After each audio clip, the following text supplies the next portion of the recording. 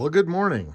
Today we're going to work on Buddy the Beetle again, and we're going to work on the suspension. We're going to change the shock absorbers. This isn't too big of a job. It's pretty easy, but I thought you just want to see that. The deal is, this doesn't, if you, the old shock absorber test, it doesn't really bounce. Don't bend your fender. It doesn't really bounce, but when you go down the road, it doesn't absorb the shock. It will go, blah, blah, when you hit bumps and stuff. So I think the shocks are just worn. Not worn out, but they're pretty worn. And, they're probably 50 years old. So I'm going to put some new ones on there that I bought. Just some stock style shocks. No Bilstein KYBs or anything like that. I remember the name of them. I'll show you here in a minute. But let me get set up and we'll take off some wheels and we'll do some shocks. So we've got our wheel off. You can see here's the shock. It attaches at the top here and at the bottom, around the corner there, that nut right around over here. So sorry, so much grunting. This isn't terrible. Maybe they were done sometime, but you can see that we've got some fluid coming out of there. And who knows, it might be all out. But we got new shocks, and we'll take these off and just put the new ones on. So I know these are original shocks because there is undercoating on top of the nut here. And when I try and turn it, oh, that doesn't work. I try and turn it, the whole thing turns, the whole mount turns. So I'm gonna try and get a vice grip in here just to hold it up against there. I'll put a little PB blaster up here just to make that easier, and we'll get this thing off. So the old one's off and the new one's in place, but you can see we've got a problem up here. We can't catch the threads. Luckily this new one has a nice little, you can put a wrench on there and hold it in, but we can't get to the threads. This won't come up high enough. So we're gonna get another jack and put it underneath the control arm here, whatever the hell that is, the spindle, and push it up a little bit so that we can catch the top of that. These are also, they've got a little indent.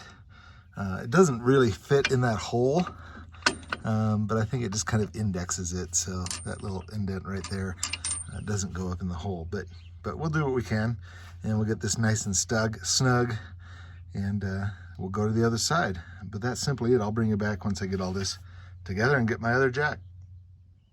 And there we go. That's the front. I didn't even have to use that little stud at the top because I'm using a impact type ratchet. It's only 60 pounds, so it doesn't go nuts. And I think that's kind of balanced in there. Bottom was the same way. It's nice and on there, and we'll just go and do the other side. Won't show you that. It's the same. And then we'll go to the back, which are even easier, I think. So yeah, these are original Volkswagen shocks, and I'll show you. Are you ready? Here's the dampening.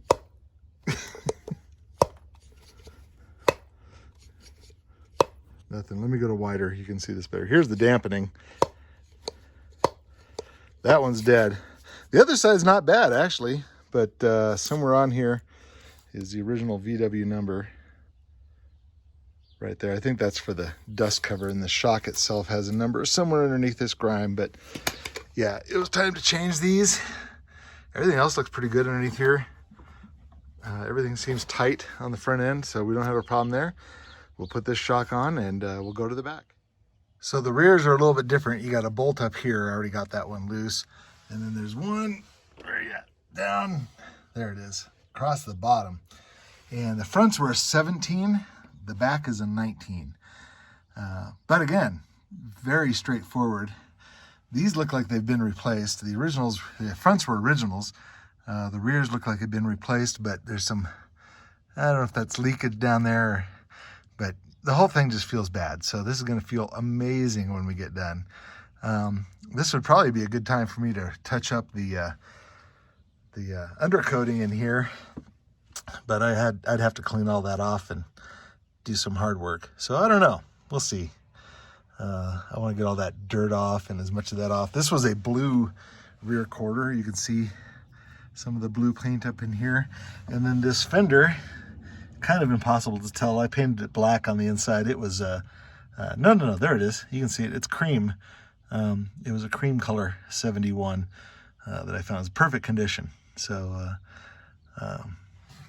when I got all this back together, the other company had done all the big body work. They'd put in this rear quarter. They did an okay job. The car's a little bit sideways. The back window was tough to put in if you've seen that video. And the engine doesn't sit in there exactly right. But you know what? Runs and drives, moves down the road, and I love it. So that's where it's going to stay. You do what you want to your Beetle. This is my Beetle, and I love it. So let me get the shock off, and we'll bring it back. And again, on this side, or on the back, I mean, with a little bit of prying and prodding, I had to get a little jack underneath there. This one was a tougher one. It just took a little prying with a big screwdriver, and it went through. So I'll tighten this up, put the wheels back on, but that's essentially it. That's what it takes to replace the shocks on these Beetles. Not too much. Pretty easy task. Next thing is a nice wash and wax and a drive, and we'll see how it goes. I'm also going to work on the Volvo today. If you're not into the Volvo content, that's okay. You don't have to watch it. But I'll do both the Beetle and the Volvo periodically. Hey, thanks for joining me today, and be sure to like, share, and subscribe. Especially subscribe. Love that. We're at 500 subscribers now, a little over 500. So I really appreciate that. A few more would be awesome. But, you know, it's growing slowly, and I do this more for fun than anything else. So you guys have a great day, and get out and work on your own Beetle. Thanks a lot. Turns out these rears were original also. Sacks. That's what I put on too. So I put on the original shocks front and back, made in Western Germany. This one's not too bad. It's a little bit, it works. I don't think it's as good as the new one. It doesn't dampen as much. The other side might be completely blown out, but there you go.